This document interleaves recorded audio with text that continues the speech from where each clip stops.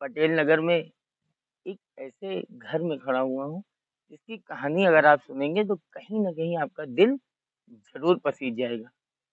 भले ही तमाम प्रकार से लोगों की मदद तमाम समाज सेवी संगठन और सरकार कर रही है, लेकिन यहाँ पर मानवता की जिस तरीके से मिसाल पेश की गई है, आप मेरे पीछे देख सकते हैं कि यहाँ पर किस प्रकार से सामग्रियाँ रखी हुई हैं। ज़रा गौर से देखिए, यहाँ पर कहीं न कहीं अगर आप देखें तो साड़ियाँ मौजूद हैं, यहाँ पर नए कपड़े मौजूद हैं, बर्तन मौजूद हैं, तमाम गृहस्थी का सामान है यहाँ पर, आभूषण भी हैं, बर्तन हैं, तमाम चीज़ें यहाँ पर हैं। जानते हैं क्यों हैं और कैसे हैं? बड़ी बात यह है कि एक श्रमिक जो किसी तरीके से बल्ली पटरा कर रिक्शा घसीट कर परिवार चला रहा है, 3 बेटियों का बोझ एक छोटे बेटे के साथ में अपने परिवार को किस तरीके से चलाने के लिए उठा रहा है। सबसे बड़ी बात यह है कि आज के इस दौर में भी ऐसे परिवार की मदद करने के लिए जो हाथ आगे बढ़े हैं, उनके लिए कहीं न कहीं शुक्रिया तो बनता ही है। मैं वहीं पे खड़ा हुआ हूँ, जैसे ही मुझे पता चला कि यहाँ पर एक कन्या का विवाह है और कन्या का विवाह ऐसे नहीं हो रहा है। फाँका कशी करने को ये परिवार कहीं न कहीं मजबूर होता जा रहा है। कुछ करने के बाद अगर रिक्शा घसीटने के उपरांत कहीं न कहीं पेट भरने के लिए ही अगर धन की व्यवस्था हो पाती है, तो शादी करना उसके लिए दशरथ मांझी जैसे पहाड़ तोड़ने के बराबर है। लेकिन दशरथ मांझी ने अकेले पहाड़ तोड़ दिया था, लेकिन इनके साथ इनके मोहल्ले के, इनके वार्ड की सभासद वंदना गुप्ता जिस तरीके से आ गई और उन्होंने पहाड़ तोड़ने में क्या, इस बिटिया की नैया पार लगाने में, इसके हाथ पीले करने में जो सहयोग किया, वो सामने दिख रहा है। आज मैं इन्हीं से बातचीत करता हूँ, आइए इन्हीं से जानते हैं कि किस प्रकार से इनकी बेटी का विवाह हो रहा है और कैसे व्यवस्था हो गई, आगे कितनी मजबूरियां इनके साथ हैं और आगे किस प्रकार की उनको उम्मीद भी है कि इनके साथ कितना सहयोग हो पाएगा। दादा क्या नाम है आपका? श्रीलाल गुप्ता। साथ में बताइए। क्या नाम है? श्रीलाल गुप्ता। कहाँ के रहने वाले हैं? वो जी गई यहाँ गोंडिया में कैसे रह रहे पटेल हैं? नगर। क्या करते हैं? ठेला चलाते हैं। कितना कमा लेते हो? तो 150-200 बस बस खर्चा चल जाता है? कहाँ चलेगा सर, इकोनॉमी चल रहा है। क्या बेटियां है? 3 बिटिया। बच्चा है? लड़का? एक। छोटा है? हाँ। तो एक बेटी का विवाह कर चुके हैं? हाँ। कैसे किया था वो? पहला विवाह कैसे किया? ससुराल से हुआ। ससुराल वालों ने मदद की। अभी दूसरी बेटी कर रही है। तो ये कैसे कर रहे हैं? इसी का नाम। ये कैसे? विकास भाई मदद दिया, सब कुछ व्यवस्था किया, सभासद हैं। अब इनसे कहा कोई नहीं मदद। पूरा नाम क्या है आपका? श्रीलाल गुप्ता। गुप्ता लिखते हैं, कसौंदन है? जी। तो पूरी व्यवस्था सभासद ने करवा दी है? जी। कब है शादी? कल। कल शादी है। खुश हैं आप? जी।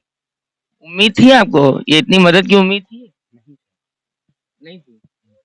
तो तमाम सरकार की योजनाएं भी चल रही हैं, आपने कोशिश नहीं की क्या? कोशिश किया सर, कोई संपर्क नहीं हुआ किसी से। तो सब संपन्न नहीं हो पाया। काम नहीं हुआ। हम इनके पास संपर्क किए गए, हमारी मदद करी। मतलब जो सर अब जब इनको आप इनसे आपने संपर्क किया, आपको अपनी तरफ से ये सहयोग करवा दिया खुद? जी। अच्छा, इतनी जल्दी में ये सब कर दिया क्योंकि शादी थी इसलिए? जी, सही बात। और क्या हालात है इनके? ये मेहनत कश है, रिक्शा घसीटते घसीटते के हाथों में छाले पड़े, पैरों में छाले पड़े। आइए आपको मिलवाते हैं इस बेटी का ब्याह जो विदाई करने जा रही है अपनी बेटी की माताजी से। क्या नाम है आपका? दुर्गा। हैं? दुर्गावती।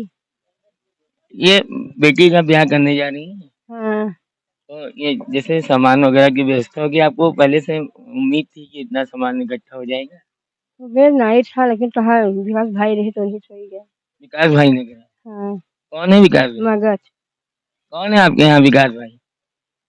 अरे परेशान नहीं हुई है? भाई जाई था ना, मेरे याद नहीं आया। सभासद है?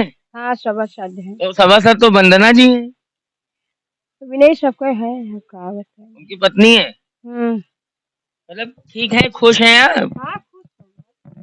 चलिए ये देखिए, चूंकि ये पल ऐसा पल है, कायदे से अगर देखा जाए तो शायद ये इतना तो इन्होंने बोल ही दिया, बोल भी नहीं सकता है कोई, क्योंकि बेटी को विदा करना, कलेजे पे पत्थर रखना कितनी बड़ी बात है। जिसके पास बेटियां हैं वो इसको समझ सकता है। और ऐसे हालात में अगर बेटियों का विवाह हो रहा है तो बहुत बड़ा ये सामाजिक कार्य है, बहुत नेक कार्य है।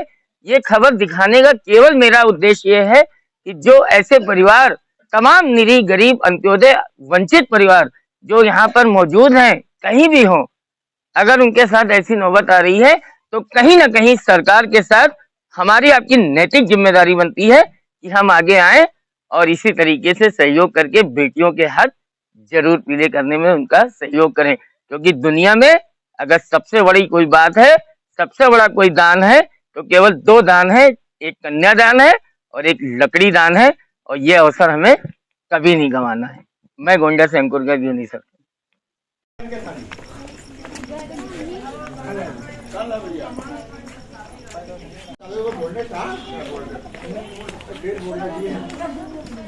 मेरा नाम वंदना गुप्ता कसौंधन है। मैं क्या है, क्या मामला है आज यहाँ पे आप आए हैं? जी, ये मेरे वार्ड के श्रीलाल कसौंधन जी हैं, जिनकी पुत्री का विवाह है कल। अ, मुझे ये संज्ञान में आया था कि इनकी पुत्री के विवाह में कुछ समस्याएँ आ रही हैं, क्योंकि ये एक रिक्शा चालक हैं और इन्होंने अपने सरकारी अनुसंधान जो संसाधन से कार्य होता है, वो अभी प्रोसेस में था, तो उसको लेके काफ़ी परेशान थे। तो ये मेरे पास आए तो मैंने इनका जन सहयोग के माध्यम से बिटिया के विवाह में किसी प्रकार की अड़चन ना आए, क्योंकि ज़िम्मेदारी बनती है हम सभी की, जैसे सरकार की बनती है वैसे हम सभी की भी ज़िम्मेदारी बनती है कि बेटी के विवाह में, किसी की भी बेटी के विवाह में, और अगर ऐसे गरीब तबके से परिवार से है, तो बिल्कुल बढ़-चढ़ के हिस्सा लेना चाहिए। तो मेरे से जितना भी बन पड़ा मैंने जन सहयोग के माध्यम से बेटी के विवाह एवं तिलक के लिए जितनी व्यवस्थाएँ हो सकती थी, उसको कराया है। उसी संबंध में हम यहाँ पे आए थे उस सामान को देने के लिए। क्या-क्या सामान स सामान में मैंने जैसे गृहस्थी के सामान हैं, बर्तन है, कपड़े हैं बेटी के लिए, थोड़े से बिछिया है, पायल है, बर्तन और रजाई गद्दा है, जो भी जितने भी ऐसे सामान थे, मैंने इस तरह के सामान उपलब्ध कराने का प्रयास किया कि बिटिया एक अच्छे स्वाभिमान के साथ, खुशी के साथ अपने ससुराल में इतना सामान लेके जाए, गर्व के साथ उसका पिता उसको विदा कर सके। आप एक महिला हैं और बिटिया का विवाह है, आप भी कहीं से विदा होके ही आई हैं। देखिए कैसे बहुत इस मन को आप ले रहे हैं? जी, बिल्कुल, मैं स्वयं एक लड़की हूँ और एक बेटी की माँ हूँ, और शायद एक पिता के लिए इससे बड़ा, और एक माता-पिता के लिए इससे बड़ा दिन कुछ नहीं होता है जब वो अपनी बेटी को विदा करता है। बेटी चाहे अमीर घर की हो, पिता चाहे अमीर हो, चाहे गरीब हो, उसके लिए ये पल बहुत ही भावुक होता है, बहुत ही बोझिल होता है। किस तरह से पिता अपनी बेटियों को पालता है।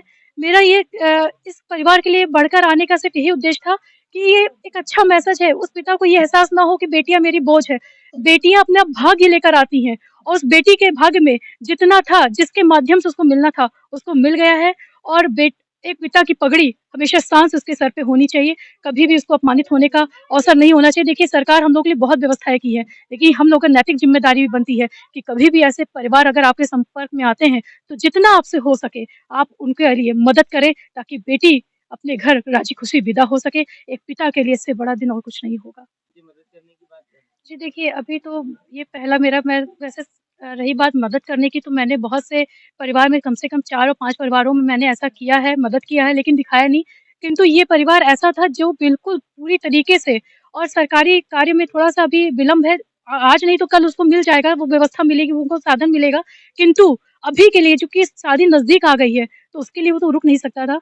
तो मेरा प्रयास यही है, जब तक मैं हूँ, मेरे से जितना भी हो सकेगा, मेरे संज्ञान में अगर इस तरह से परिवार, चाहे बेटी की पढ़ाई से हो, चाहे बेटी की शादी से हो, किसी भी प्रकार का अगर दुःख-तकलीफ मुझे पता चलेगा, मेरे से जितना हो सकेगा, मैं समय हमेशा सदैव वार्ड नहीं अपितु जितने मेरे जानने वाले में जहाँ से भी मुझे पता चलेगा, मैं हमेशा अग्रसर रहूँगी सेवा के लिए। मैंने इनका फॉर्म भरवा दिया है, जो बेटी के विवाह के लिए मिलता है, वो सामूहिक विवाह के लिए मिलता है, तो उसके लिए फॉर्म भरवा दिया। अब रही बात इनके आवास की, इनके लिए आवास श्रमिक कार्ड इनका नहीं बना हुआ है, क्योंकि इनकी उम्र थोड़ी बढ़ गई है। लेकिन आने वाले समय में मेरा पूरा प्रयास रहेगा कि इस परिवार को उचित और व्यवस्थित व्यवस्था इनको मिले, इनकी मदद हो। एक बार ये लाइन फिर से बोलिए। मेरा पूरा प्रयास रहेगा कि इस परिवार के लिए जो उचित व्यवस्था है, जो उचित साधन है, इनको मिले, ताकि ये परिवार सुखी और आगे चल के अपना उज्ज्वल भविष्य व्यतीत कर सके।